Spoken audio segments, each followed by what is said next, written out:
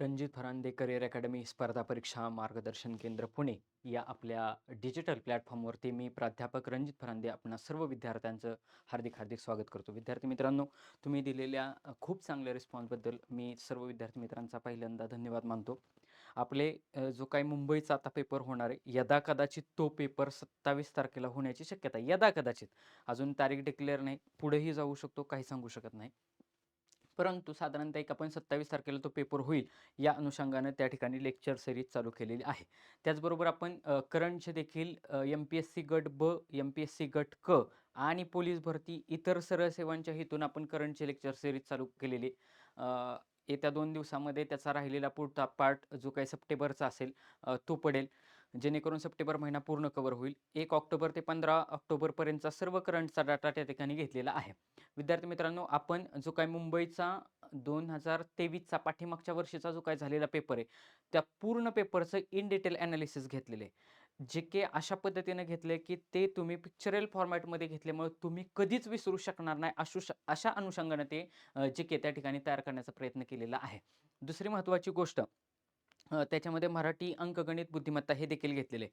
पाठीमागच्या लेक्चरला पाठीमागचे 2 पार्ट नवी मुंबईचा जो काही जिल्ह्याचा पेपर झाला होता तो घेतलाय.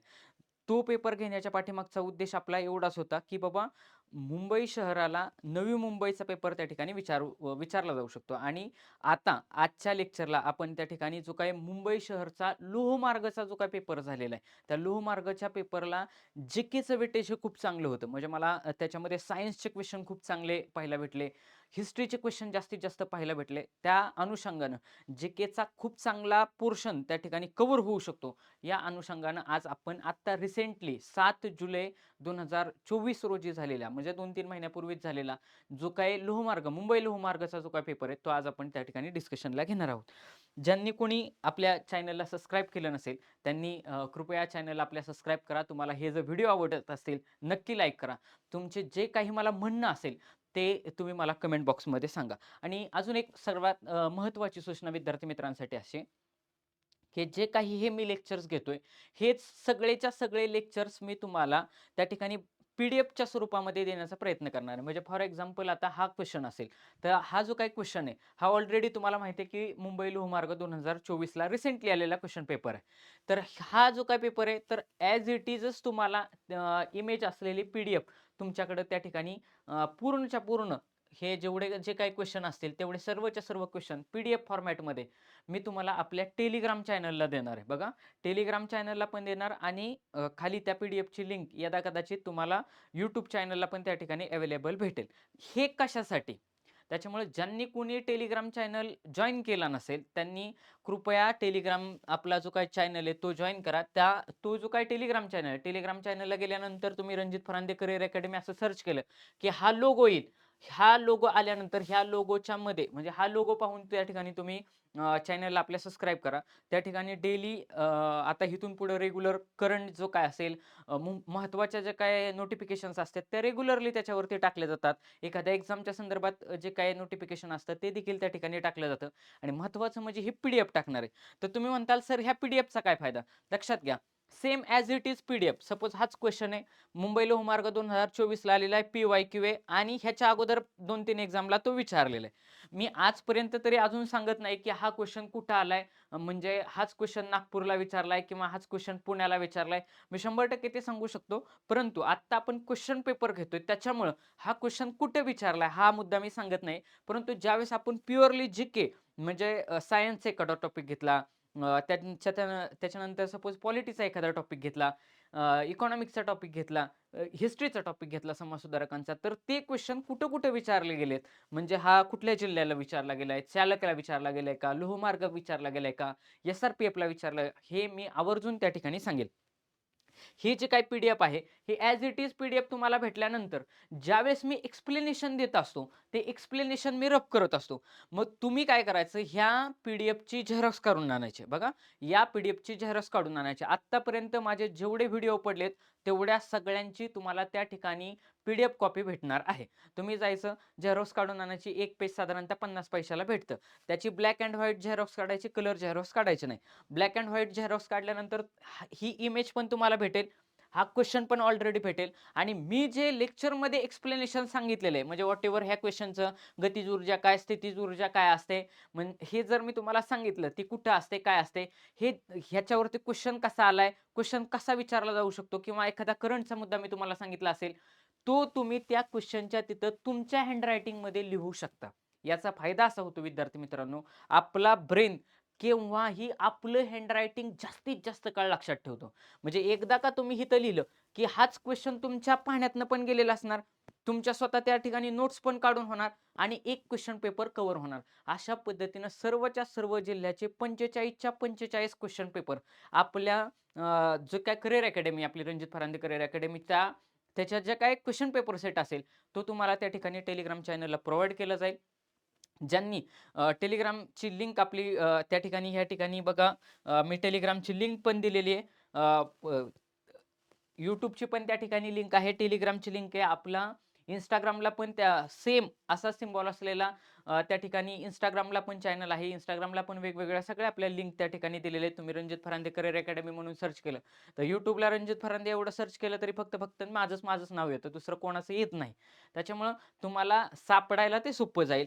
आणि अशा पद्धतीने जर तुम्ही स्वतःच्या हँडरायटिंगमध्ये स्वतःच्या नोट्स तयार केल्या, तर तुम्हाला मी सांगतो तुमचे मार्क्स कुठंच जाणार नाहीत. आणि जे आगामी काळामध्ये आपण त्या ठिकाणी लवकरात लवकर त्या ठिकाणी कोर्स लॉन्च करणारच आहे. बरेचशा विद्यार्थी मित्रांची त्या ठिकाणी मला मागणी आहे, की सर तुम्ही लवकरात लवकर सगळे कोर्सेस लॉन्च करा.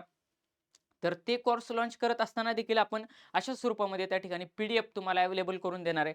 त्याचं कारण असं, की तुम्ही त्या ठिकाणी त्याच्यामध्ये लायब्ररीमध्ये नोट डाउन करू शकता आणि त्याचा तुम्हाला जास्तीत जास्त फायदा होईल. ओके. आता आपण ह्या लेक्चरला स्टार्ट करू. लोहमार्ग 2024ला आता 7 जुलै 2024ला झालेला मुंबई शहरचा पेपर आहे. मुंबई शहरचा असल्यामुळेच आपण जाणून बुजून तो घेतलेला आहे, की मुंबई म्हटलं की जीकेला वेटेज हे जास्त राहणार, हे मनात त्या ठिकाणी 100% फिक्स करून जायचं. आता बघा, पहिलाच क्वेश्चन सायन्स वरती विचारलाय बघा. आतापर्यंतचे जे आपण घेतले त्याच्यामध्ये सायन्सचे क्वेश्चन घेतले गेलेले नव्हते. म्हणून एक सायन्सचे क्वेश्चन कशा स्वरूपाचे विचारले जातात लक्षात घ्या. 9वी 10वीच्या बेसिक सायन्सच्या बुकमधून तुम्हाला जास्तीत जास्त क्वेश्चन येतात. परंतु मग 9वी 10वीचे क्वेश्चन ते बुक्स वाचत बसायचं का? आपल्याला वाटतं 10वीचं पुस्तक, पण ते वाचायला घेतलं तर 5-6 दिवस म्हटलं तरी जाऊ शकतात. सगळ्यात पहिल्यांदा प्रायोरिटी बेसिसवरती क्वेश्चन पेपर तोंडपाठ करणे हा मुद्दा ठेवायचा. तुम्हाला जर समजलं नसेल, जर तुम्ही माझे लेक्चर ऐकले तर कोणता क्वेश्चन समजणार नाही असं होणारच नाही. बरं, ह्याची PDF तुम्हाला जर भेटली, तर त्या ठिकाणी तुम्ही लिहू शकता. मी जे मुद्दे सांगतोय, मी एखाद्या ठिकाणी ट्रिक सांगितलेली असते, एखाद्या ठिकाणी लॉजिक सांगितलेलं असतं. 50-50 वरती ऑप्शन जसे मी आणतो, तसे तुम्ही त्या ठिकाणी 50-50 वरती तुम्ही ऑप्शन आणू शकता. परिणामी तीच नोट्स, आता सपोज रोज साधारणतः 10 ते 11च्या दरम्यान लेक्चर पडतं. साधारणतः 10 वाजता लेक्चर आपलं डेली पडतं. आणि डेली कन्सिस्टंटली वर्षभर आपलं त्याच टायमिंगला लेक्चर तुमचं 100% पडत राहणार आहे. तुम्ही काळजी करू नका. तर त्या टायमिंगला बरोबर तुम्ही 10 वाजता लेक्चर पडणार आहे. तर 9:30 वाजताच आदल्या दिवशी जे काही लेक्चर झाले त्याची जर नोट्स जर तुम्ही वाचली, तर तुम्हाला अजून जास्त लिंकेज लागणार आहे. कारण तेच मुद्दे तुमच्या लक्षात येतील. कितीतरी रिपीट होतायत आणि तेच क्वेश्चन फिरून-फिरून येतायत आणि आपण ते चुकतोय. ते जे काही क्वेश्चन फिरून-फिरून येतायत, ते तुमचे कसेच चुकणार नाहीत. आता बघा, पहिला क्वेश्चन आहे. ह्या पहिल्या क्वेश्चन सायन्सचा क्वेश्चन आहे. काय विचारलंय? पदार्थाच्या गतिमान अवस्थेमुळे पदार्थास प्राप्त झालेल्या ऊर्जेस काय म्हणतात? बघा, महत्वाचा शब्द काय आहे? कीवर्ड पाठ करायचे. गतिमान अवस्था. बघा, पदार्थाच्या गतिमानतेमुळे एखाद्या पदार्थाला जी काही ऊर्जा प्राप्त होते त्याला काय म्हणतात? तुम्ही आता 6वी 7वीचं जरी सायन्सचं पुस्तक काढून बघितलं, तरी ह्या बेसिक गोष्टी त्या ठिकाणी सायन्समध्ये विचारल्या गेलेल्या आहेत. आता नीट बघा, ऑप्शन दिलेत. गतिज ऊर्जा, स्थितीज ऊर्जा, नक्की सांगता येणार नाही आणि यापैकी नाही. आपलं लॉजिक हे की काही जरी झालं तरी ऑप्शन 50-50 वरती आणायचे म्हणजे आणायचे. मी बऱ्याच माझ्या पाठीमागचे लेक्चर ज्यांनी कोणी पाहिले नसतील त्यांनी जाणून बुजून पाहून घ्या, की त्याच्यामध्ये प्रत्येक ठिकाणी मी सांगितले, जर यापैकी नाही, निश्चित सांगता येणार नाही, असे जर ऑप्शन पोलीस भरतीला, विशेषतः पोलीस भरतीला जर त्या ठिकाणी विचारले गेले असतील, तर त्या ऑप्शनला कसंच जायचं नाही. 99.99% ते उत्तर असणार नाही. ज्या अर्थी एक्झामिनर तुम्हाला क्वेश्चन विचारतोय, तुमची जी काही लेव्हल आहे ही 12वीची लेव्हल आहे, त्या अर्थी तुम्हाला त्या प्रश्नाचं उत्तर माहिती असायला पाहिजे. म्हणूनच एक्झामिनरने विचारलंय. त्यामुळे यापैकी नाही या पर्यायाला कसंच जायचं नाही. निश्चित सांगता येणार नाही याही पर्यायाला कधीच जायचं नाही, जोपर्यंत तुम्हाला 100% माहिती असत नाही. मी आत्तापर्यंत जेवढे जे काही क्वेश्चन पेपर बघितले असतील 23चे, 21चे किंवा आता 24चे रिसेंटली झालेले, याच्या माझ्यातल्या पाहण्यानुसार 99.99 वरती अजून 9 दिले तरी चालतील. एवढ्यात एकाही ठिकाणी मला यापैकी नाही या प्रश्नाला उत्तर दिसलं नाही. त्याच्यामुळे यापैकी नाही जायचं नाही. नक्की सांगता येणाऱ्याला जायचं नाही. आलो आपण 50-50 म्हणजे एक तर उत्तर हे गतिज ऊर्जा असेल किंवा स्थितीज ऊर्जा असेल. 50-50% वरती तर आलो आपण. मग आता हा कन्सेप्ट नक्की काय आहे? बघा, हा कन्सेप्ट आपण थोडासा समजून घेण्याचा प्रयत्न करू. पदार्थाच्या गतिमान अवस्थेमुळे प्राप्त झालेल्या ऊर्जेस काय म्हणतात? उद्या असंही विचारलं जाऊ शकतं, पदार्थाच्या स्थिर स्थितीमुळे. कशामुळे? स्थिर स्थितीमुळे. पदार्थ जर एखादा स्थिर असेल तर त्या स्थिर स्थितीमुळे त्याला प्राप्त झालेल्या ऊर्जेस काय म्हणतात? म्हणजे स्थिर स्थितीमुळे प्राप्त झालेल्या ऊर्जेस काय म्हणतात आणि गतिमान अवस्थेमध्ये असल्यामुळं त्याला काय म्हणतात? असा एक बेसिक सायन्सचा पार्ट आहे. मी हे उदाहरण समजून सांगत असताना जाणून बुजून ह्या ठिकाणी डॅम दाखवले, ज्याला मराठीमध्ये आपण धरण असं म्हणतो. ओके. धरणाचं जे काही पाणी साठलेलं असतं बघा, तुम्हाला प्रत्येक आता या ठिकाणी महाराष्ट्रातून बरीचशी मुलं मला पाहतायत. अ, तुम्ही प्रत्येकाच्या भागामध्ये आता मी विशेषतः करून सांगत नाही, पण एक उदाहरण दाखल सांगतो, की फॉर एक्झाम्पल तुम्ही पुण्यामध्ये आला तर खडकवासला डॅम आहे. साताराला गेला तर त्या ठिकाणी कोयना डॅम आहे. अशा पद्धतीचे वरती इकडं जायकवाडी डॅम आहे औरंगाबाद साईडला. म्हणजे हे जे काही सगळे वेगवेगळे डॅम आहेत, ह्या डॅमचं पाणी काय केलेलं असतं त्या ठिकाणी साठवलेलं असतं. मग लक्षात ठेवा, ज्या ठिकाणी एखादं पाणी साठवलेलं असेल, बघा पाणी साठवलेलं आहे म्हणजे ते कसं आहे? स्थिर आहे. आणि जो आता इथं बघा, हे पाणी काय आहे? ह्या ठिकाणी साठवलेलं पाणी, बरोबर का? हे जे काही साठवलेलं पाणी म्हणजे हे पाणी स्थिर आहे. आणि ज्या ठिकाणी पदार्थ स्थिर असतो त्या ठिकाणी स्थितीज ऊर्जा असते. कोणती ऊर्जा असते? स्थितीज ऊर्जा असते. बघा, स्थिर वरून स्थितीज, स्थिर वरून स्थितीज. ज्या ठिकाणी पदार्थ स्थिर असतो, बघा पदार्थ स्थिर असतो म्हणजे वाहत नसतो, त्याला कुठली मुवमेंट नसते. बघा ना तुम्ही, आपली पाण्याची टाकी असते, पाण्याच्या टाक्यामध्ये ज्यावेळेस पाणी साठवलेलं आहे त्यावेळेस ते पाणी स्थिर आहे, परंतु त्याला काहीतरी वेट आहे, म्हणून त्याच्यामध्ये एक प्रकारची एनर्जी, ज्याला स्थितीज ऊर्जा असं म्हणतात. इंग्लिशमध्ये त्याला पोटेन्शियल एनर्जी म्हणतात. PE, potential energy. त्याचा फॉर्म्युला असतो mgh, potential energy which is equal to mgh, mass into gravity into height, अशा पद्धतीने असतो. मग आता बघा, हेच धरणाचं पाणी, बघा धरणाचं पाणी डोळ्यासमोर आठवायचं, ते एकदम पाठीमागं बघा, धरणाचे जिथं दरवाजे येतं त्या दरवाजापर्यंत ते पाणी, इथं बघा हे धरणाचे दरवाजे येतं, तिथपर्यंत ते पाणी काय आहे? साठवलेलं आहे. त्याच्यामध्ये कुठली एनर्जी असणार? स्थितीची एनर्जी असणार. ज्यावेळेस ते पाणी व्हायला सुरुवात करते, बघा ह्या ठिकाणी दिसतंय, तुम्ही इमेज जर व्यवस्थित पाहिली तर त्या इमेजमध्ये तुमच्या लक्षात येईल हे पाणी आता वाहते असं. वाहून इथं कुठं आणले? ह्या टर्बाईन वरती आणले आणि त्या ठिकाणी वीज तयार केलेली आहे. ज्यावेळेस हे पाणी व्हायला लागतं एका पेनस्टॉक म्हणून, म्हणजे काय असतं, धरणातून एका मोठ्या नळीतून, म्हणजे साधारणतः एका हॉल एवढ्या नळीतून ते पाणी खाली टर्बाईनवर आणलं जातं आणि टर्बाईन त्याच्याद्वारे फिरवलं जातं. टर्बाईन फिरलं की त्या ठिकाणी त्यालाच जनरेटर जोडलेला असतो आणि जनरेटरद्वारे वीज निर्मिती होते आणि आपल्या सगळ्या घरामध्ये त्या ठिकाणी लाईट येते. असं एकदम बेसिक कन्सेप्ट आहे. ज्यावेळी हे स्थिर पाणी वाहतं होतं, गतिमान होतं, त्यावेळेस त्याच्यामध्ये गतीज एनर्जी असते. कुठली एनर्जी असते? गतीज एनर्जी. बघा, ज्यावेळेस स्थिर आहे त्यावेळेस त्याच्यामध्ये स्थितीची एनर्जी आहे. ज्यावेळेस ते पाणी वाहतं पाणी, बघा वाहत्या पाण्याला गती नाही एक प्रकारची, म्हणजे कसली एनर्जी असते? आपण सगळी शेतकऱ्याची मुले पाटामध्ये उभं राहिलो की पाणी पाटामध्ये कसलं वाहत असतं? आपण शेतीला पाणी देताना पाणी वाहत असतं ते. पाटातल्या पाण्याला काय प्रकारची? एक प्रकारची गतीज आहे. म्हणजे गतिमान अवस्थेमध्ये पदार्थामध्ये कोणत्या प्रकारची एनर्जी असेल? तर ती असेल गतीज ऊर्जा असेल. कोणती ऊर्जा असेल? गतीज ऊर्जा असेल. मग लक्षात ठेवायचं, या ठिकाणी असणारे गतीज ऊर्जा आणि या ठिकाणी असणारे स्थितीज ऊर्जा, या ठिकाणी असणारे स्थितीज ऊर्जा.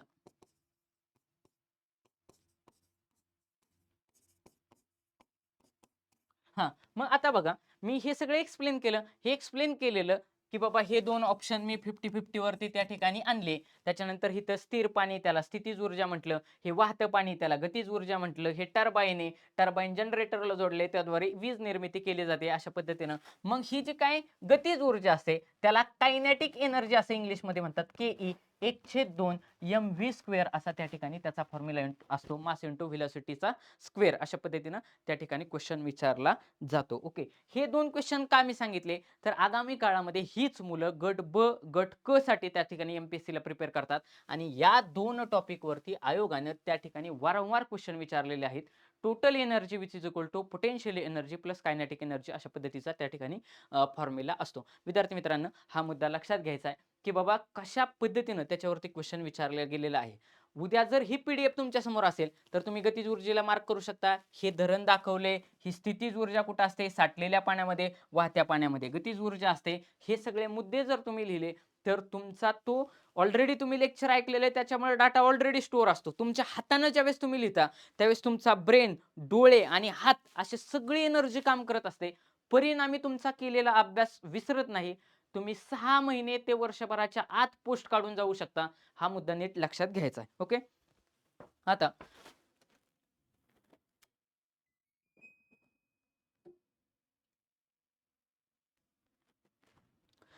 पुढचा क्वेश्चन, क्वेश्चन नंबर 2, 2 नंबरचा क्वेश्चन. हा ही सोप्या कॅटेगरीतला प्रश्न होता. खालीलपैकी पाण्यात विरघळणारे विटॅमिन कोणते? बघा, पाण्यात विरघळणारे विटॅमिन कोणते? तर लक्षात ठेवायचं की जे काय विटॅमिन बी आणि सी आहे, बघा विटॅमिन बी आणि सी हे विटॅमिन पाण्यात विरघळत असतं. बघा, पाण्यात विरघळत असतं. पाण्यात विरघळणारे, पाण्यात विरघळणारे जे काय विटॅमिन आहेत हे विटॅमिन बी आणि सी हे पाण्यात विरघळत असतं. लक्षात तुम्ही कसंही तुमच्या पद्धतीने ठेवू शकता. अगदी पोरं शिवी पण देतात बी आणि सी, त्याच्यावरून तसंही लिहू शकता. तुमच्या लक्षात राहणं इम्पॉर्टंट आहे. सरांनी सांगितलं असं म्हणायचं नाही, पण हे एक प्रकारची सीवी बी आणि सी सगळ्यांना माहिती आहे. पोर आता फार ऍडव्हान्स लेवलला आहेत. त्याच्यामुळे ही जे काय विटॅमिन बी आणि सी आहे हे कशात विरघळतात? पाण्यात विरघळतात. क्वेश्चन काय विचारलाय? पाण्यात विरघळणारे विटॅमिन सी कुठले विटॅमिन आहेत? इथं ए दिलाय, ऑप्शन गेला. इथं सी दिलाय. मी काय सांगितलं? पाण्यात कुठले विरघळतात? बी आणि सी. म्हणजे 100% ऑप्शन नंबर 2 हे ह्या प्रश्नाचं उत्तर असणार आहे. तिसरं काय आहे? Vitamin D. आणि चौथा ऑप्शन काय? यापैकी नाही. शांत डोक्याने तुम्हाला मी काय सांगितलं? अगोदर चारीच्या चारी ऑप्शन त्या ठिकाणी पाहून घ्यायचे. चौथा ऑप्शन काय आहे? यापैकी नाही. या ऑप्शनला जायचं नाही. मग विटॅमिन ए, सी आणि डी. आता बघा, सगळ्यांना माहिती आहे, आपण लहानपणापासून म्हणजे ऐकत आलोय, जर तुम्ही कोवळ्या उन्हात बसला तर त्या ठिकाणी तुम्हाला सूर्यप्रकाशातून विटॅमिन डी भेटत असतं. बघा, या ठिकाणी मी विटॅमिन डी दाखवलंय. तुम्ही पाहू शकता. हे बघा,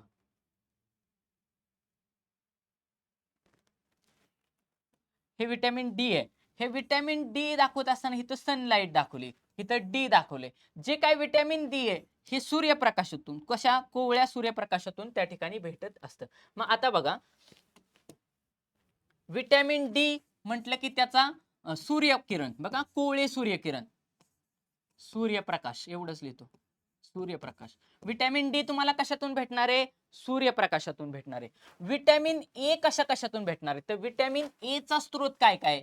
तर बघा, आपण ऍपल खातो, त्याच्यानंतर आंबा खातो, विशेष म्हणजे गाजर असेल, पपई असेल, जे डोळ्यांना चांगले असतात. बघा, आपण म्हणतो की गाजर खा, पपई खा, डोळ्यांना चांगले असतात. म्हणजे गाजर असेल, पपई असेल, गाजर, पपई, आंबा, ऍपल, ही सगळी फळं हे कशासाठी? विटॅमिन ए चा स्रोत आहेत. आणि हे कशासाठी चांगलं असतं? तर हे डोळ्यांसाठी चांगलं असतं. डोळ्यांसाठी विटॅमिन ए चांगलं असतं. आता विटॅमिन सी काय? तर विटॅमिन सी ही सगळी लिंबू वर्गीय फळं आहेत. काय? लिंबू वर्गीय फळे, लिंबू वर्गीय फळे. आता बघा, इथं विटॅमिन सी दाखवले, संत्रा दाखवले, मोसंबी दाखवले, त्या ठिकाणी लिंबू दाखवले. अशा पद्धतीचे जे काही लिंबू वर्गीय फळं असतील, जसं की संत्रा, मोसंबी, ही जी काय आहेत ही विटॅमिन सी चे स्रोत आहेत. म्हणजे विटॅमिन सी म्हटलं की लिंबूवर्गीय फळे, संत्रा, मोसंबी. डी म्हटलं की सूर्यप्रकाश. ए म्हटलं की गाजर, पपई, आंबा. हे सगळं डोळ्यासाठी चांगले. अशा पद्धतीने विद्यार्थी मित्रांनो, सोप्या कॅटेगरीतला प्रश्न होता. याच्या बाहेर क्वेश्चन शक्यतो जाणार नाही. आता जे काही विटॅमिन बी 12 वरती त्या ठिकाणी बऱ्याच वेळा क्वेश्चन विचारला जातो. विटॅमिन बी 12, बघा, विटॅमिन 12, बी 12 हे कशातून भेटतं? तर जे काय आपलं चिकन असते, अंडी, मसन म्हणजे मांस, मांसपासून, अंड्यापासून, माशांपासून, दुधापासून व्हिटॅमिन B12 भेटत असतं. आणि मग त्या ठिकाणी त्याच्या व्हिटॅमिनच्या कमतरतेवरती त्या ठिकाणी क्वेश्चन विचारला जातो, की बाबा व्हिटॅमिन एच्या म्हणजे व्हिटॅमिन एच्या कमतरतेमुळे खालीलपैकी कोणता रोग होतो? तर कोणता होतो? रात आंधळेपणा. रात आंधळेपणा हा रोग व्हिटॅमिन ए च्या कमतरतेमुळे होतो. व्हिटॅमिन सी वरून स्कर्वी, काय लक्षात ठेवायचं? स्कर्वी. स्कर्वी नावाचा रोग हा व्हिटॅमिन सी च्या कमतरतेमुळे होतो. आणि व्हिटॅमिन डी, मुडदूस वगैरे असे जे काही स्किनचे रोग आहेत ते व्हिटॅमिन डी च्या कमतरतेमुळे त्या ठिकाणी होत असतात. ओके. आणि जो काय हे आहे पेनवरून पेलाग्रा नायसिन, हे पण लक्षात ठेवा. तो पण क्वेश्चन विचारलेला आहे ऑलरेडी पहिल्याच भरतीला. पेलाग्रा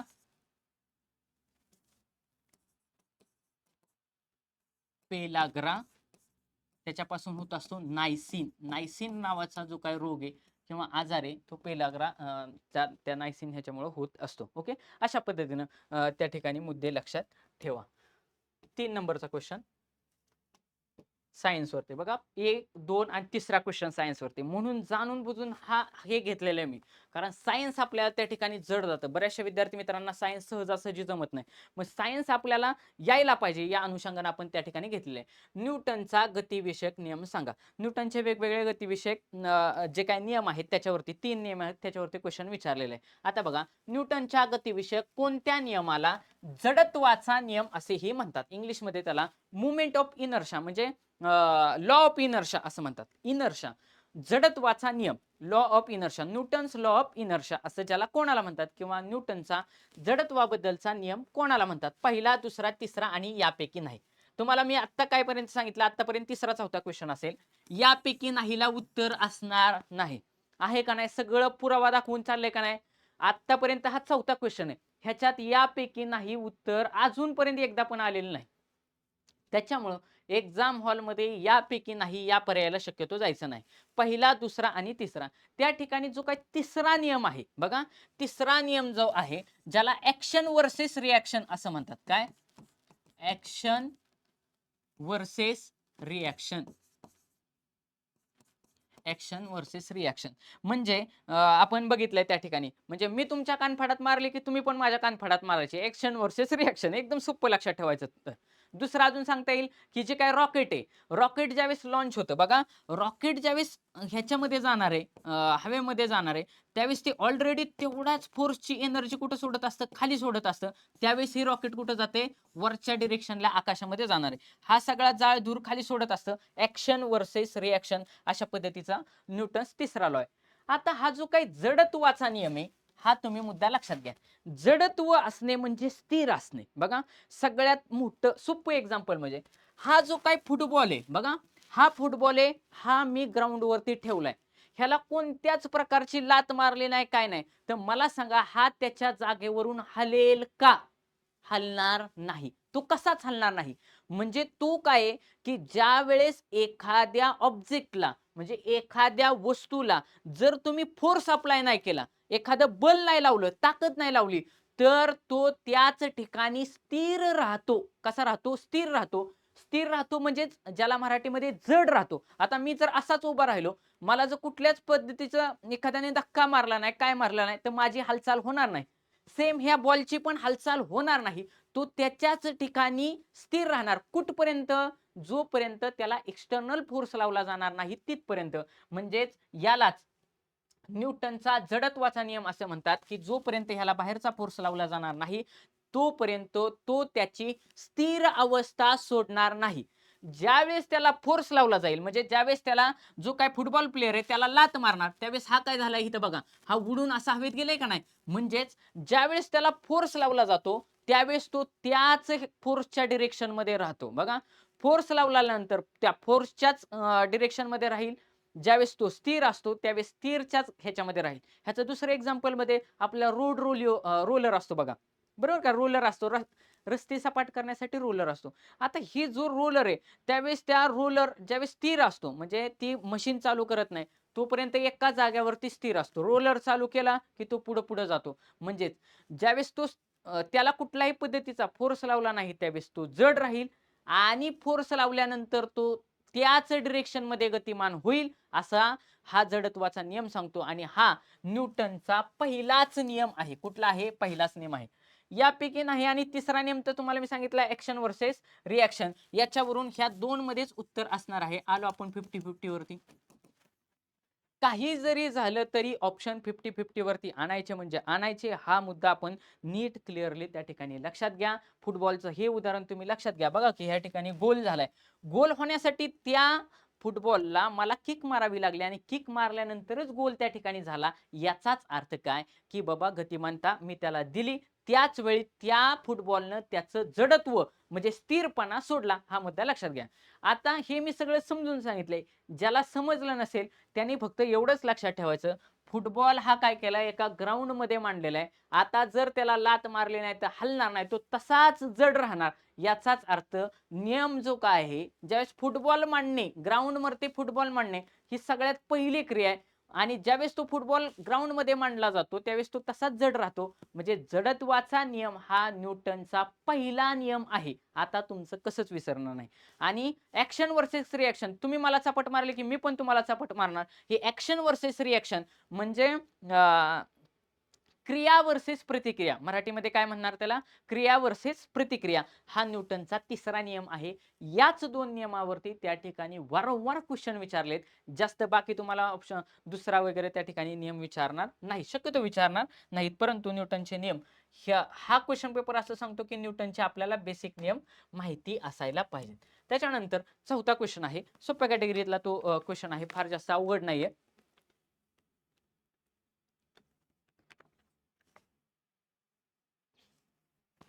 बघा, पश्चिम रेल्वे विभागाचे मुख्यालय कुठे आहे? सरळ सरळ पाठ करण्याचा मुद्दा आहे, याच्यामध्ये लॉजिक वगैरे असं काहीच नाही. आता बघा, पण हा क्वेश्चन सोडवायचा कसं? क्वेश्चन सोडवण्याचं तुम्ही माझ्याकडून टेक्निक घ्या. मी ऑप्शन कशी एलिमिनेट करतोय. असं समजा हा क्वेश्चन मला कसाच माहिती नसता. पश्चिम रेल्वे विभागाचे मुख्यालय कुठे आहे? मी पहिल्यांदा ऑप्शन वाचले असते. ऑप्शन काय? CST मुंबई, चर्चगेट मुंबई, पुणे आणि हावडा. मी पेपर कुठला देतोय? मुंबई लोहमार्गाचा देतोय, म्हणजे रेल्वेचा देतोय. मुंबई रेल्वेचा जर देत असेल तर 100% मला त्याच्यावरती बेसिक जिल्हा विशेष वरती हा क्वेश्चन चाललेला आहे. बेसिक जिल्हा विशेष वरती क्वेश्चन चाललाय. आता ऑप्शन मध्ये सिमिलॅरिटी बघा. इथं मुंबई म्हणते, इथं मुंबई म्हणते, या अर्थी एक्झामिनरला उत्तर ह्या दोन ऑप्शन मध्येच ठेवायचंय. इथं मुंबई म्हणजे पुणे तर येणार नाही, हावडा येणार नाही. आलो मी 50-50% वरती, सहज मी 50-50% वरती आलो. आता बघा, सीएसटी मुंबई की चर्चगेट मुंबई, सगळ्यांना माहिती आहे की आपलं सीएसटी हे मेन छत्रपती शिवाजी महाराज टर्मिनस हे मेन त्या ठिकाणी सीएसटी आहे मुंबईला. हा, आणि ते मध्य रेल्वेचं ठिकाणी हे कुठलं विचारलंय मला? पश्चिम रेल्वेचं विचारलंय. आणि पश्चिम रेल्वे हे नेहमी गुजरात लाईन, दादर लाईन त्या साईडला आहे. तर हे चर्चगेट ऑप्शन नंबर 2 हे त्या ठिकाणी त्या प्रश्नाचं उत्तर आहे.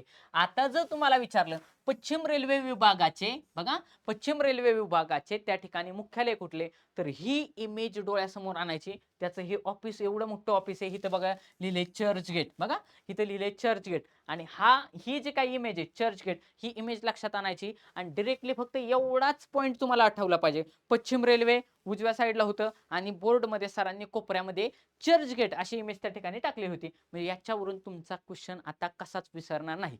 ज्यावेळेस तुम्हाला मी पीडीएफ सेंड करणार त्यावेळेस पीडीएफ सेंड केल्यानंतर ह्याची सेम झेरॉक्स तुमच्या टेबलला असणार, जिथे तुम्ही अभ्यास करता ज्या लायब्ररीत. हे झेरॉक्स काढून आणायची. ही झेरॉक्स काढून आणल्यानंतर हे दोन ऑप्शन मी घालवले, ह्याच्यामध्ये ह्या दोन मध्ये 50-50 वरती आलो. जसं मी लिहितोय तसंच लिहायचं. तुम्हाला आपोआपच सवय लागणार की मी क्वेश्चन पेपर कसा सोडवतोय. हे आपण काय केले, डायरेक्टली एक क्वेश्चन पेपरच घेतलाय. याच्यामध्ये असं करतोय का मी फक्त सायन्स शिकवतोय सलग किंवा हिस्ट्री शिकवतोय, असं नाही. क्वेश्चन पेपर कसा सोडवला पाहिजे हे दोन ऑप्शन तर लॉजिकली घालवले, कारण ज्या अर्थी मुंबई मुंबई म्हणताय म्हणजे 50% उत्तर ह्या दोघांमध्येच आहे. आता हा जिल्हा विशेष वरती क्वेश्चन होता, सोप्या कॅटेगरीतला प्रश्न होता. ज्या जिल्ह्यामध्ये तुम्ही फॉर्म भरताय त्या जिल्ह्याची तुम्हाला इत्थंभूत माहिती असली पाहिजे. तो क्वेश्चन हातात न जाता कामा नये. या अनुषंगानं पश्चिम रेल्वे असं दाखवायचं. ही इमेजला असं अशाच पद्धतीनं बाण तुम्ही तुमच्या पद्धतीनं करून दाखवा.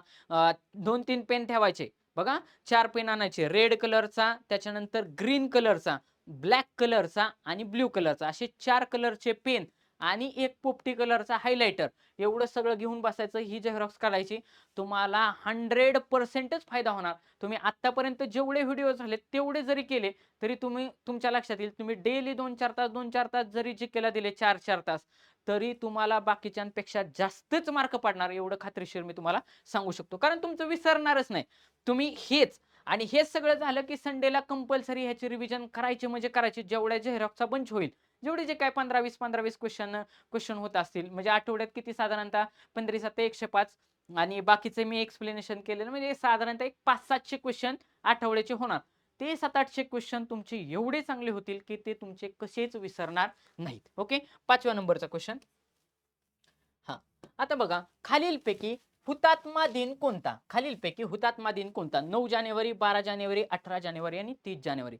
आपल्याला माहिती आहे दिनविशेष वरती कंपल्सरी क्वेश्चन असतो म्हणजे असतो. सगळ्या महिन्याचे दिनविशेष व्यवस्थित त्या ठिकाणी करून ठेवायचे. ओके, जेणेकरून तुम्हाला तिथले मार्क जाणार नाही. आता विद्यार्थी मित्रांनो लक्षात घ्या की एक्झामिनरनं फसवलं नाही, थोडा ट्रॅप म्हणजे थोडा क्वेश्चन हार्ड जरूर केलाय. क्वेश्चन हार्ड हा नेहमी त्या ठिकाणी ऑप्शन वरून येत असतो.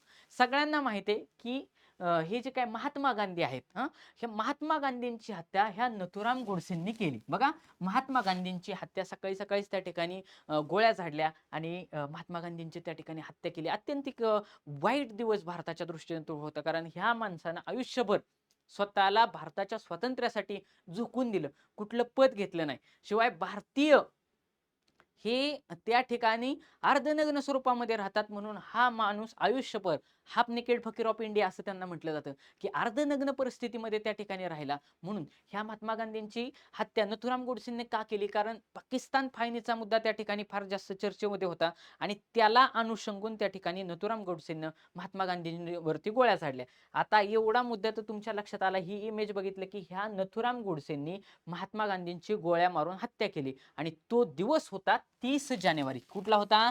30 जानेवारी. जानेवारी महिना आहे 31 दिवसांचा. किती? 31 दिवसाचा. बघा, वर्षातील पहिलाच महिना. नुकतंच भारताला स्वातंत्र्य भेटलं होतं 1947 ला ऑगस्टमध्ये आणि 4-5 महिन्यांनी जानेवारी महिन्यामध्ये ही घटना घडली की हा जो काय हत्याकांड आहे, 31 जानेवारी हा शेवटचा दिवस असतो. त्याच्या आदल्या दिवशी म्हणजे तारीख किती झाली? 30.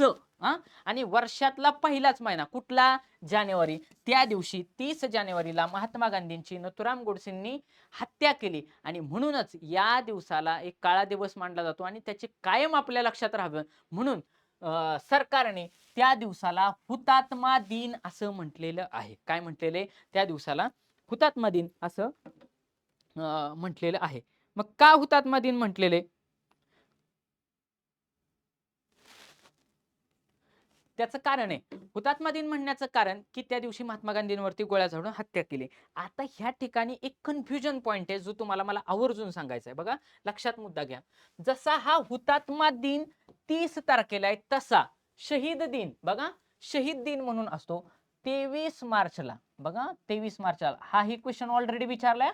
23 मार्चला शहीद दिन असतो. शहीद दिन असतो. जर तुम्हाला हुतात्मा दिन विचारतायत तर शहीद दिन पण ऑलरेडी विचारलाय. मग शहीद दिन कधी? 23 मार्च रोजी भगतसिंग, सुखदेव आणि राजगुरू या तिघांना फाशी त्या ठिकाणी दिली आणि म्हणून त्या दिवसाला 23 मार्चला त्या ठिकाणी शहीद दिन असं म्हणतात. बघा, 30 जानेवारी हुतात्मा दिन, 23 मार्च शहीद दिन, अशा पद्धतीनं हा मुद्दा तुम्ही लक्षात ठेवा. त्याच्यामुळं हे जर दोन ऑप्शन जर यदा कदाचित 23 मार्च पण ऑप्शन मध्ये असता तर बरेचसे विद्यार्थी मित्र त्या ठिकाणी फसले असते. त्याच्यामुळे हे दोन्ही डिफरन्स लक्षात ठेवायचा. 23 मार्च म्हटलं की शहीद दिन, 30 मार्च म्हटलं की 30 जानेवारी म्हटलं की त्या ठिकाणी हुतात्मा दिन, ज्या दिवशी महात्मा गांधींची हत्या झाली. आणि या दिवशी शहीद दिन कोणाची? भगतसिंग, सुखदेव आणि राजगुरू यांची हत्या झाली. ह्या तिघांची यांना फाशी देण्यात आली आणि ह्या फाशी दिल्यामुळे 23 मार्चला त्या ठिकाणी शहीद दिन असं म्हणतात. ओके, 6 नंबरचा क्वेश्चन. हा क्वेश्चन काय सर्व मुलांना माहितीच आहे. हा क्वेश्चन तर काय बऱ्यापैकी सगळ्या विद्यार्थ्यांना माहिती आहे. IPL हा सगळ्यांच्या जिव्हाळ्याचा विषय असतो. 2024च्या सत्रामध्ये IPL 2017च्या IPL विजेता संघाचे खालीलपैकी कोण कर्णधार होते? सगळ्यांना माहिती आहे की ह्या ठिकाणी KKR हे दिसतंय तुम्हाला, Calcutta KKR, Calcutta Knight Riders. बघा KKR म्हणजे कलकत्त्याने, कोलकाता नाईट रायडर्स.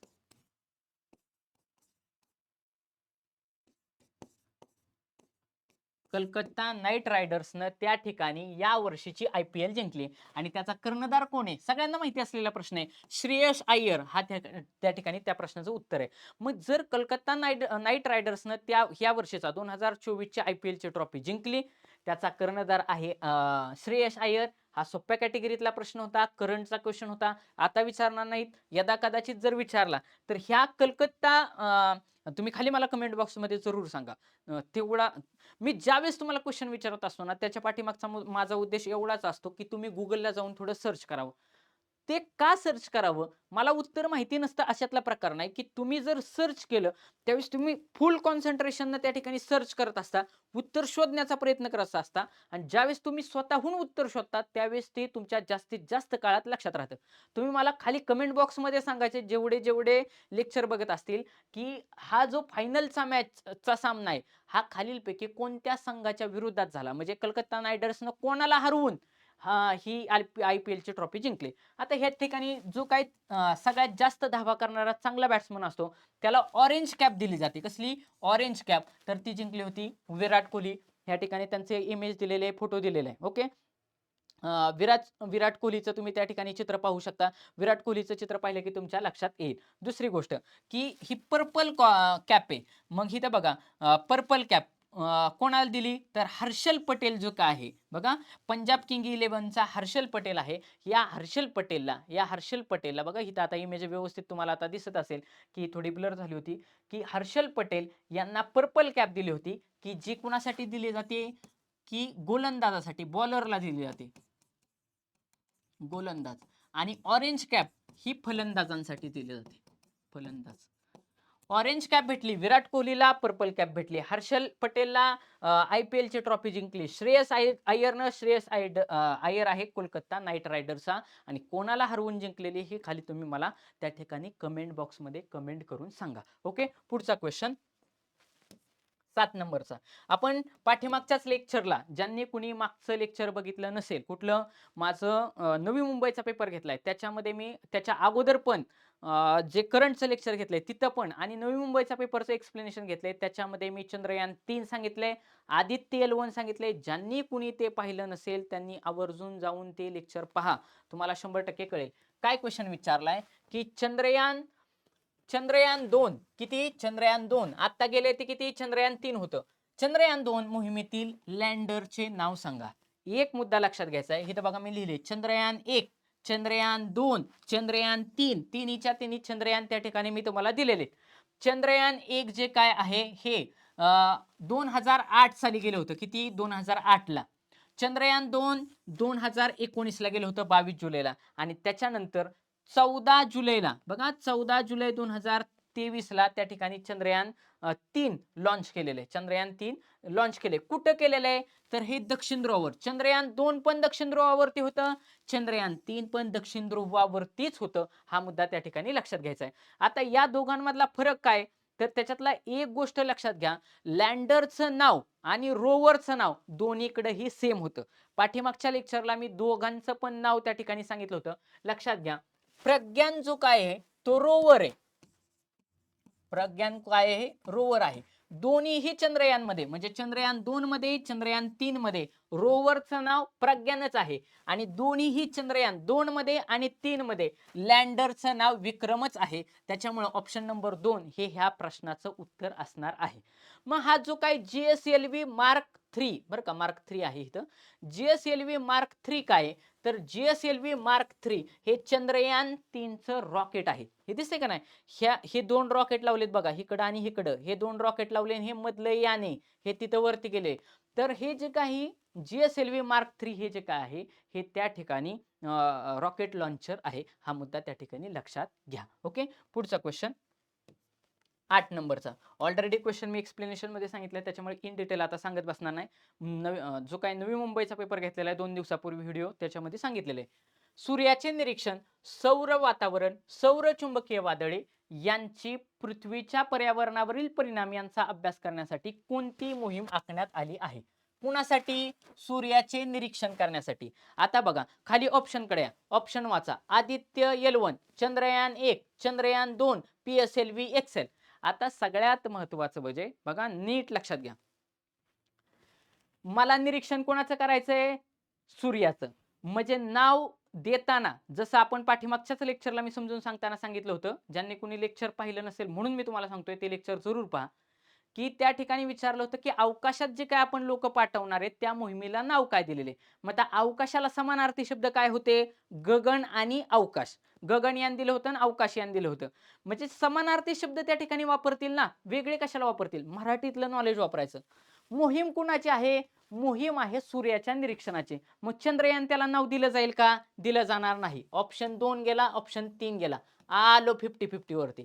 आता सगळ्यांना माहिती आहे सूर्याची सगळी नावं आपण त्या ठिकाणी घेत असतो. भास्कर, हे ते, आदित्य वगैरे. मग सगळ्यांना माहिती असलेले सूर्याचा समानार्थी शब्द आहे आदित्य. बघा सूर्याचा समानार्थी शब्द आहे आदित्य. मग आदित्य L1 या ठिकाणी मी जाणून बुजून इमेज पण दिली. ही सूर्याची इमेज आहे आणि इथं बघा आदित्य L1 हे मिशन कशासाठी? सूर्याच्या ह्याच्यासाठी आहे, अभ्यास करण्यासाठी. हा मुद्दा तुम्ही लक्षात घ्या. सोप्या कॅटेगरीतला प्रश्न होता, परंतु मी सोडवला कसा? हा मी सोडवतोय कसं याच्याकडे लक्षात घ्या. मी विचार काय केला? सूर्याचं समानार्थी नाव त्या ठिकाणी असायला पाहिजे. आपण शक्यतो आता बघा नाव देताना शक्यतो समानार्थी किंवा आपल्या एखाद्या ग्रंथाचं म्हणा, ह्याचं म्हणा, वेगवेगळं नाव देत असतो. आता सूर्याच्या मोहिमेत चंद्राचं नाव असतील का? 2 ऑप्शन गेले. PSLV काय? तर लक्षात घ्या, हा मुद्दा महत्वाचा आहे. PSLV बघा PSLV C57 काय? PSLV C57 हे आदित्य L1 ह्या रॉकेटचं नाव आहे. बघा रॉकेटचं नाव काय आहे? PSLV C57. जसं पाठीमागचा जो क्वेश्चन होता बघा, पाठीमागचा जो काही क्वेश्चन होता ह्याच्यामध्ये GSLV Mark 3 बघा GSLV Mark 3 हे काय होतं? रॉकेट होतं. तसं सेम रॉकेट ह्या आत्ताच्या क्वेश्चनला PSLV ला बघा PSLV ला आत्ताचं हे रॉकेट असणार आहे. PSLV हे काय आहे? इथं लक्षात ठेवायचं C57 आहे. मग हे जे काय मुद्दे मी सांगत असतो हे जर तुम्ही झेरॉक्स काढून आणली तर तुमच्या तिथे लगेचच त्या ठिकाणी करंटचे मुद्दे लक्षात येतील आणि तुमचा क्वेश्चन कसाच चुकणार नाही. ओके, पुढचा क्वेश्चन. खाण्याच्या सोड्याचे रासायनिक नाव काय? बघा खाण्याच्या सोड्याचे रासायनिक नाव काय? ट्रिक न सांगतो, तेवढी ट्रिक लक्षात राहील की आपल्याकडे 2 सोडे आहेत. एक खाण्याचा सोडा आणि एक धुण्याचा सोडा. बघा आपल्याकडे दुसरा सोडा कुठला आहे? धुण्याचा सोडा. आता मला विचारलं काय? खाण्याचा सोडा विचारलेले. मी ट्रिक न कसं लक्षात ठेवणार? माझी ट्रिक अशी आहे, बाई आता सगळ्यांनाच माहिती आहे, फेमस झालेला आहे हा शब्द. अगं बाई, ती निकी निकी म्हणते ना ह्याच्यामध्ये त्या big boss, Marathi big boss, अगं बाई. त्याच्यावरून लक्षात ठेवायचं, बाई खाण्याचा सोडा घालून, खाण्याचा सोडा घालून भजी बनवते. ही आहे आपली ट्रिक. आता तुमचं कसंच विसरणार नाही. बाई खाण्याचा सोडा घालून भजी बनवते. आता भजी बनवणे ही एक प्रकारचं खाणं आहे ना, खाण्याचा पदार्थ आहे ना, पण कोण बनवतं? बाई बनवते. ह्या बाईवरून लक्षात ठेवायचं आपल्याला 2 ऑप्शन त्या ठिकाणी सेम सेम आहेत. बघा इथं कॅल्शियम कार्बोनेट म्हटलंय, इथं सोडियम क्लोराईड म्हटलंय, सोडियम कार्बोनेट म्हटलंय, सोडियम बायक्लोराईड, इथं 3 ठिकाणी सोडियम म्हटलंय. म्हणजे पहिल्या ऑप्शनला एक्झामिनरनं उत्तर ठेवलेलं नाही. 3 ठिकाणी सोडियम सोडियम ऑप्शन मधला सारखेपणा सोडायचाच, शोधायचाच कसल्या पद्धतीनं. आता सोडियम कार्बोनेट त्याच्यातून पण आता बघा सोडियम कार्बोनेट आणि सोडियम बायकार्बोनेट असे 2 ऑप्शन आहेत. बघा सोडियम कार्बोनेट आणि सोडियम बायकार्बोनेट असे 2 ऑप्शन आहेत. जर सोडियम कार्बोनेट आणि सोडियम बायकार्बोनेट असे 2 ऑप्शन जर त्या ठिकाणी एक्झामिनर कायम देणारच फसवण्यासाठी, इयत्ता 10वीच्या पुस्तकातला आहे, साधं सिंपल आहे, पाठ करून टाकायचं. एकच कुठलं तरी पाठ करायचं. नेहमी खाण्याचा सोडा लक्षात घ्यायचा. खाण्याचा सोडा कुठं वापरतात? भजी फुगण्यासाठी. कोण वापरतं? बाई वापरते. त्याच्यामुळे नेहमी ज्या शब्दामध्ये बाई हा शब्द असेल तो खाण्याचा सोडा असणार आहे. मला सांगा इथं सोडियम सोडियम आहे, कार्बोनेट आणि बायकार्बोनेट, आणि बाई हा शब्द कुठे येतोय? खाण्याच्या सोड्यामध्ये. म्हणजे 100% उत्तर माझं काय असेल? Option number 4 sodium bicarbonate. बघा, सोडियम बायकार्बोनेट माझा खाण्याचा सोडा असणार आहे. मग जर सोडियम बायकार्बोनेट माझा खाण्याचा सोडा असेल, तर मग माझा धुण्याचा सोडा कुठला असेल? तर सोडियम कार्बोनेट हा माझा धुण्याचा सोडा असणार आहे. धुण्याचा सोडा. 2 सोडे. मग दुसरा सोडा लक्षात ठेवायचा नाही. सोडा फक्त एकच लक्षात ठेवायचा. सोडियम कार्बोनेट आणि सोडियम बायकार्बोनेट असे 2 सोडे आहेत. मग त्यातला खाण्याचा कुठला? तर बाई भजी बनवते. बाई भजी बनवते. बाई हे भजी हे खाण्याचा पदार्थ आहे. म्हणजे ज्या ठिकाणी बाई हा शब्द येणार आहे, बाई, त्या ठिकाणी 100% तो खाण्याचा सोडा असणार आहे. यदा कदाचित त्याचं नाव थोडं वेगळं पण बदलून देतील. आता बघा, खाण्याच्या सोड्यालाच बेकिंग सोडा असं पण म्हणतात. आपण आता मुली फार हल्लीच्या हुशार झालेल्या आहेत आणि त्यात लॉकडाऊन पासून तर कुणी पण YouTube लावतं आणि मधुरा रेसिपी वगैरे असे घरीच बनवायला शिकलेत. मग त्याच्यामध्ये केक बऱ्याचशा लोकांनी काय केलं, कोविडमध्ये काही कामं नव्हती तर घरीच त्या ठिकाणी बेकिंग सोडा वापरून केक वगैरे बनवले. मग बेकिंग सोडा म्हणजेच खाण्याचा सोडा आणि त्याला सोडियम बायकार्बोनेट असं पण म्हणतात. बघा, सोडियम बायकार्बोनेट असं पण म्हणतात. हा रासायनिक सूत्र हे महत्वाचं, यदा कदाचित हेही विचारलं जाऊ शकतं. NaHCO3. बघा, NaHCO3 हा जो काही H असतो हा असतो हायड्रोजनचा, म्हणून त्याला सोडियम हायड्रोजन कार्बोनेट असं पण म्हटलं जातं. Na म्हणजे काय? सोडियम. सोडियम. H म्हणजे हायड्रोजन. हायड्रोजन. आणि CO3 म्हणजे असतं कार्बोनेट.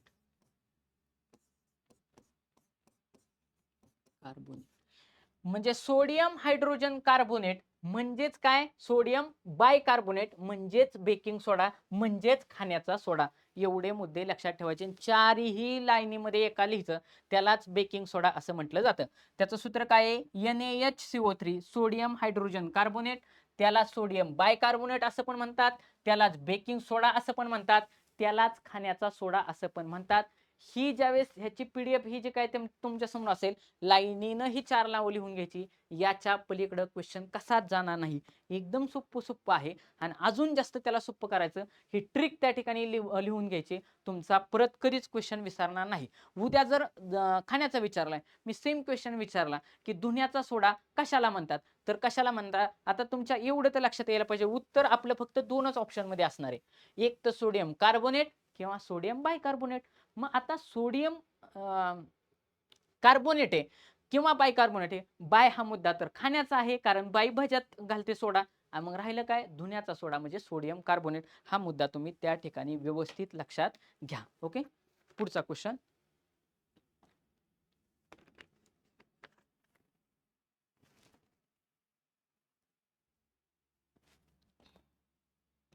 नेक्स्ट क्वेश्चन, 10 नंबरचा क्वेश्चन. बघा, स्वामी विवेकानंद यांचा जन्मदिवस कोणता दिवस म्हणून साजरा केला जातो? अतिशय चांगलं कॉम्बिनेशन त्या ठिकाणी त्यांनी वापरले. म्हणजे हिस्ट्री, सायन्स. आता सायन्सचे क्वेश्चन बघा ना किती झाले. सोड्याचा अगोदरचा क्वेश्चन पण सायन्सचा क्वेश्चन होता, म्हणून त्या ठिकाणी मी ते क्वेश्चन जाणून बुजून घेतलेले. आता बघा, स्वामी विवेकानंदांचा जन्मदिवस कोणता दिवस म्हणून साजरा केला जातो? तर आता बघा, सगळीकडेच राष्ट्रीय शिक्षक दिन सगळ्यांना माहिती आहे की जो काही शिक्षक दिन असतो हा सर्वपल्ली राधाकृष्णन यांच्या स्मरणार्थ त्या ठिकाणी साजरा केला जातो. तर जो काही राष्ट्रीय युवक दिवस आहे, बघा, स्वामी विवेकानंद हे युवकांचे प्रेरणास्थान म्हणून ओळखले जातात. बघा, लॉजिकली विचार करायचा. मी लॉजिकली विचार कसा केला असता की स्वामी विवेकानंद हे युवकांचे प्रेरणास्थान म्हणून ओळखले जातात. युवकांचे प्रेरणास्थान म्हणून ओळखले जातात. जर स्वामी विवेकानंद हे युवकांचे प्रेरणास्थान म्हणून ओळखले जात असतील, याचाच अर्थ त्यांचाच जन्मदिवस, वाढदिवस हा राष्ट्रीय युवक दिन म्हणून साजरा केला जातो. त्यांचं कितीतरी फेमस वाक्य आहेत, उठा जागे व्हा आणि ध्येय प्राप्ती होईपर्यंत त्या ठिकाणी थांबू नका. अशा पद्धतीचं त्या ठिकाणी त्यांचे वाक्य आहेत वेगवेगळे. युवक कोणाला म्हणायचं, असे फार प्रेरणादायी विचार त्यांचे आहेत. तिथं बघा, स्वामी विवेकानंदांचा मी फोटो टाकलाय, त्याच्यावरून लक्षात ठेवायचं ते युवकांचे प्रेरणास्थान आहेत म्हणून राष्ट्रीय युवक दिन हा स्वामी विवेकानंदांचा केला जातो. आता तुमचं हा फोटो आठवला की डायरेक्टच राष्ट्रीय युवक दिन आठवला जातो. मग आता क्वेश्चन इथं विचारला जाऊ शकतो की ती तारीख किती आहे, तर ती तारीख आहे 12 जानेवारी. किती आहे? 12 जानेवारी दिवशी त्या ठिकाणी त्यांचा जन्म झाला होता, म्हणून 12 जानेवारी किती? 12 जानेवारी ही तारीख राष्ट्रीय युवक दिन म्हणून साजरी केली जाते. आणि अजून एक महत्वाचा मुद्दा मला आठवला म्हणून सांगतो की 1897 साली, किती? 1897 साली त्यांनी त्यांच्या गुरूंचे नाव देऊन रामकृष्ण मिशनची त्या ठिकाणी स्थापना केली. रामकृष्ण मिशन. मग क्वेश्चन अगदी आयोगाला MPSC ला पण हे साल विचारलेले. 1897 रोजी रामकृष्ण मिशनची स्थापना कोणी केली? स्वामी विवेकानंदांनी केली. रामकृष्णची स्थापना स्वामी विवेकानंदांनी कधी केली? 1897 साली केली. आणि तिसरा क्वेश्चन की स्वामी विवेकानंद यांच्या गुरूंचे नाव काय? तर त्यांचे गुरूंचे नाव होते रामकृष्ण परमहंस. काय नाव होतं? रामकृष्ण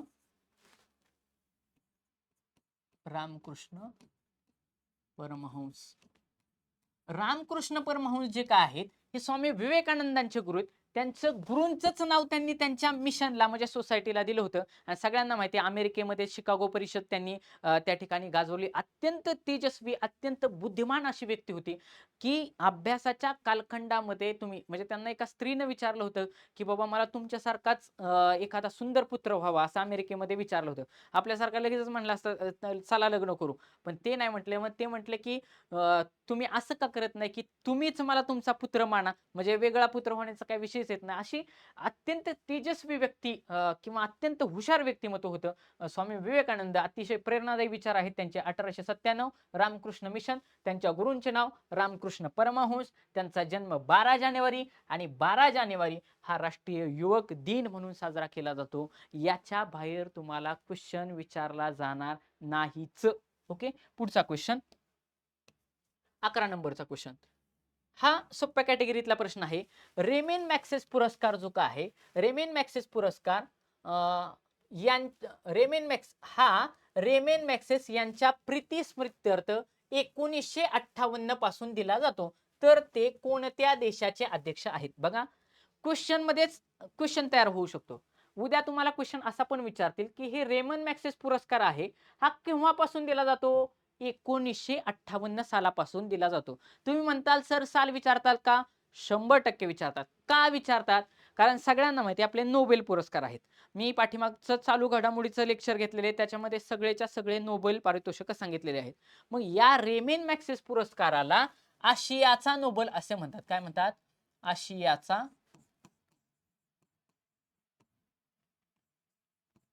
नोबेल असं म्हणतात.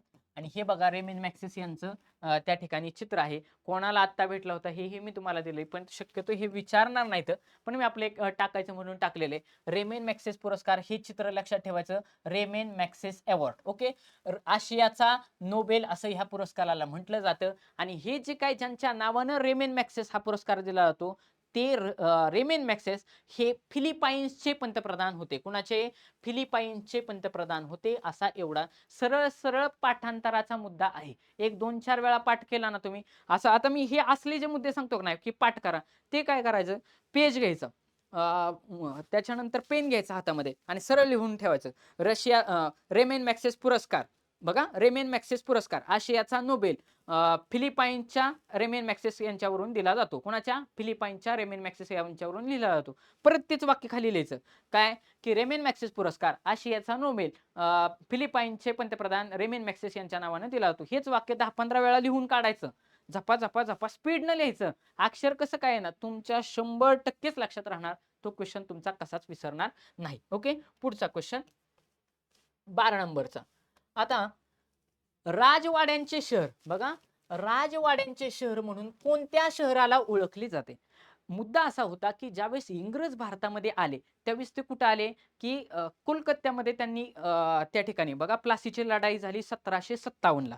आणि प्लासीची लढाई त्या ठिकाणी 1757 ला झाली आणि सिराज उद्दौला त्या ठिकाणी त्यांनी गादीवरती सिराज उद्दौला तिथं बंगालचा त्या काळचा नवाब होता, त्याला कैद केला, मारून टाकला. आणि त्याचा जो काही सेनापती होता मीर जाफर, त्याला इंग्रजांनी गादीवरती बसवला आणि गादीवरती बसवल्यानंतर 1757 पासून त्यांनी कलकत्ता हातात घेतलं. कलकत्ता, बिहार, म्हणजे पश्चिम बंगाल असेल, बिहार असेल, ओडिसा असेल, सगळ्या राज्यांवरती त्यावेळेस हुकूमत गाजवायला सुरुवात केली आणि त्यांच्या एक प्रकारचं इंग्रजांचं ते राजधानीचं ठिकाण होतं.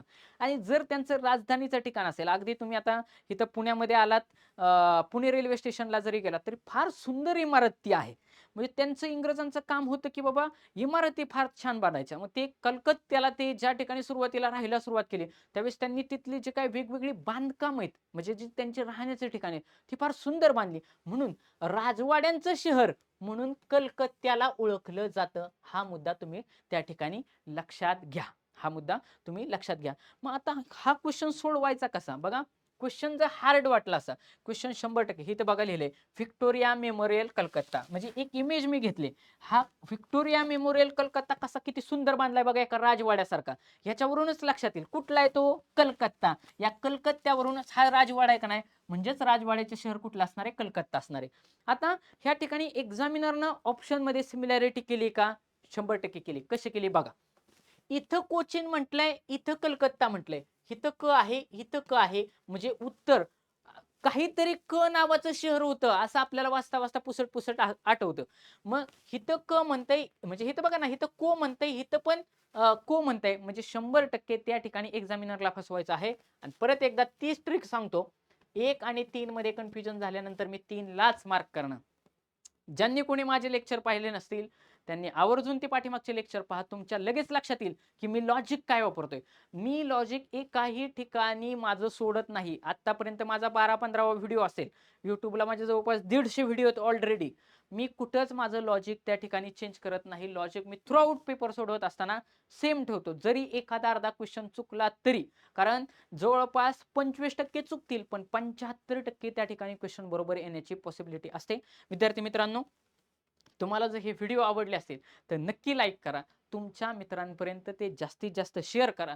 आपला जो काही टेलिग्राम ग्रुप आहे त्याला तुम्ही जॉईन करा. टेलिग्राम ग्रुपला त्याच्यानंतर खाली पॉसिबल झालं तर YouTubeच्या लिंकच्या खाली पण मी ती PDF देण्याचा प्रयत्न करेल. पण शक्यतो मी टेलिग्राम ग्रुपला त्या ठिकाणी टाकण्याचा प्रयत्न करेल. आत्तापर्यंत जेवढे झाले तेवढे सगळेच्या सगळे त्या ठिकाणी PDF फॉर्मॅट तुम्हाला येत्या 1-2 दिवसामध्ये मी अवेलेबल करण्याचा त्या ठिकाणी प्रयत्न करेल, जेणेकरून तुमचा जास्तीत जास्त फायदा त्या ठिकाणी झाला पाहिजे. तुमच्या आपोआपच लक्षात येईल की सर मला जीके खूप जास्त सोपं वाटायला लागले. कारण हा थोडासा हार्ड पार्ट असतो. कारण पाठांतराचा पार्ट आणि आवाका हा जास्त आहे. ओके. नसतं करंट केलं म्हणजे जीके नाही. करंटचे 2 क्वेश्चन असतात. राहिलेले जवळपास आता ह्या क्वेश्चन पेपरमध्ये 40-45 क्वेश्चन हे जीके वरती विचारले. त्या सायन्सचेच 5-6 क्वेश्चन आपण घेतलेले आहेत. हिस्ट्रीचे क्वेश्चन विचारलेले आहेत. तुम्हाला जर हा व्हिडिओ आवडला नक्की लाईक करा. तुमच्या जास्तीत जास्त मित्रांपर्यंत तो शेअर करा. माझ्या रणजित फरांदे करिअर अकॅडमीला सबस्क्राईब करा. टेलिग्राम जो काय आपला चॅनल आहे त्याला जाऊन तुम्ही जॉइन करा. धन्यवाद.